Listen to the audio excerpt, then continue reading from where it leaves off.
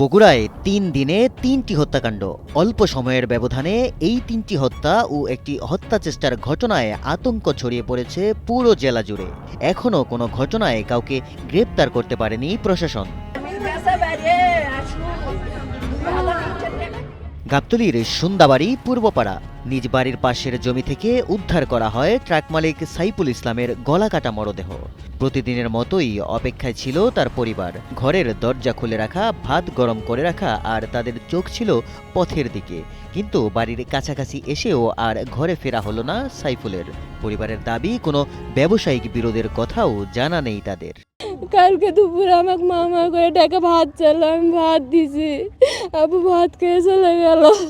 কালকে দুপুরের আগে দুপুরে খাইয়ে দিয়ে চলে গেছে, তারপর আর কথা হয়নি। রাতের বেলা আম্মু ফোন দিয়েছিল যে কোনটি তুমি, করছে সাবগ্রাম আছি, করছে তাড়াতাড়ি বাড়িতে আসো, করছে আচ্ছা যাবো। তো তদন্ত হওয়া দরকার, বিচার হওয়ার দরকার, কারণ আমার বন্ধু আমরা একসাথে চলাফেরা করছি, আমাদের মনের মধ্যে কতখানি কষ্ট লাগছে আমরা বুঝছি। আমি এই আইনের কাছে অনুরোধ জানাচ্ছি, এনার সুষ্ঠু তদন্ত চাই।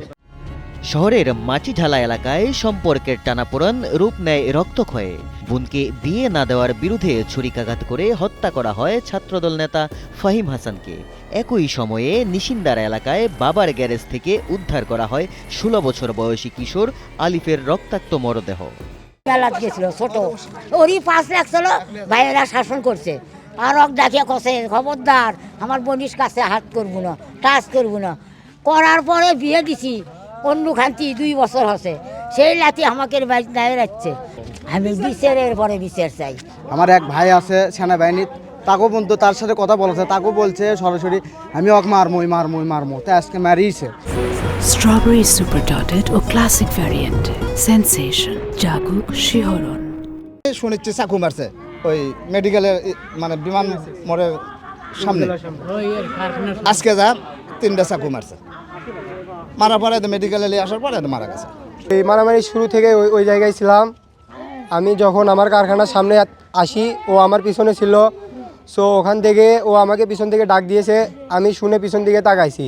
তাকানোর পরে দেখি যে ও ওখানে ছটবট করতেছে আর ওই ছেলে দৌড় মারতেছে। তখন বাজে প্রায় 7:30। তো আমি ওখানে যাওয়ার পরে ওই ছেলেকে ধরতে গিয়েছিলাম, তখন ও আমাকেও ছুরি আঘাত করতে চাইছিল, আমি সরে গেছি বিধায় আমাকে লাগেনি। এতেই শেষ নয়, চাঁদা না দেওয়ায় সেউজগাড়ি এলাকায় সুনীল নামে এক যুবককে হত্যা চেষ্টায় কুপিয়ে গুরুতর আহত করা হয়। তিনি এখন ঢাকায় চিকিৎসাধীন। ঘটনার প্রতিবাদে মানববন্ধন করেছে হরিজন সম্প্রদায়ের মানুষ। তাদের কণ্ঠে ক্ষোভের বহিঃপ্রকাশ। নিরাপত্তা কোথায়?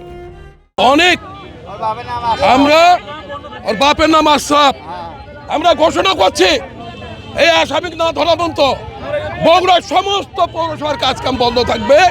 প্রশাসনের কাছে আমাদের অনুরোধ থাকবে, আমি 9000 এই সুইপারকে আমি হুকুম দিচ্ছি, এদের বাড়িতে আগুন ধরো, ভাঙচুর করো।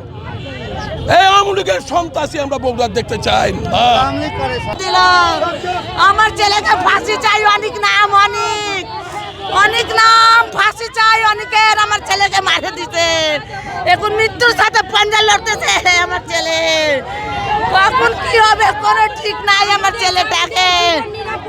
সন্ত্রাসী খুব শুরু করে অত্যাচার করে স্যার। অপরাধ বিশ্লেষকদের মতে সামাজিক মূল্যবোধের অবক্ষয় আর শাস্তির নিশ্চয়তা না থাকাই এমন নৃশংসতার পেছনের বড় কারণ। দ্রুত ও দৃষ্টান্তমূলক বিচার নিশ্চিত করা গেলে অপরাধীদের মনে ভয় ফিরে আসবে। ক্ষুধা, দারিদ্র্য, বেকারত্ব, নৈতিক শিক্ষার অভাব, মূল্যবোধ আদর্শের ঘাটতি, তাছাড়া বর্ডার লাইন পার্সোনালিটি কনফ্লিক্ট নামের একটা বিষয় আছে। আর অন্য একটা ব্যাপার আছে যেটা হচ্ছে সুযোগের একটা মানে অবাধ সুযোগ থাকার যে ব্যাপার, এসব জায়গা থেকে মূলত মানুষ অপরাধ করে। এক প্রশ্ন হচ্ছে যে হত্যাকাণ্ড হচ্ছে অপরাধের চূড়ান্ত একটা রূপ। এই হত্যাকাণ্ড বা অন্য যে কোনো অপরাধ দূর করার সবথেকে বড় মাধ্যম হচ্ছে প্যারোল, প্রবেশন এবং শাস্তি। 3 দিনে 3টি হত্যাকাণ্ড, একটি হত্যা চেষ্টা, কিন্তু এখনও গ্রেপ্তার নয় কেউ।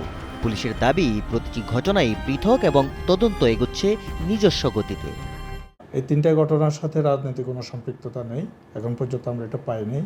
তদন্ত তো অব্যাহত আছে, তদন্তে বের হয়ে আসবে আসলে খুনের প্রকৃত রহস্য। তবে এখন পর্যন্ত তিনটার মধ্যেই পূর্ব শত্রুতা বিষয়টা স্পষ্ট প্রতীয়মান হয়। তবে তথ্য আর আশ্বাসের বাইরে বগুড়ার সাধারণ মানুষের মনে এখন একটাই প্রশ্ন, পরের শিকারকে? হত্যাকারীরা অধরা থাকায় অজানা আতঙ্কে দিন কাটছে পুরো জেলাবাসীর। বগুড়া থেকে তহমিদুর রহমানের পাঠানো তথ্যচিত্রে ডেস্ক রিপোর্ট, কালের কণ্ঠ।